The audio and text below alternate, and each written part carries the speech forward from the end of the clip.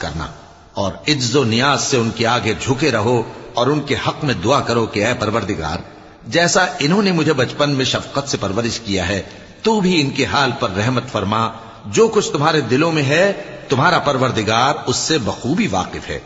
अगर तुम नेक होगे तो वो रुजू लाने वालों को बख्श देने वाला है। और रिश्तेदारों और मोहताजों और मुसाफिरों को उनका हक अदा करो और फजूल खर्ची से माल न उड़ाओ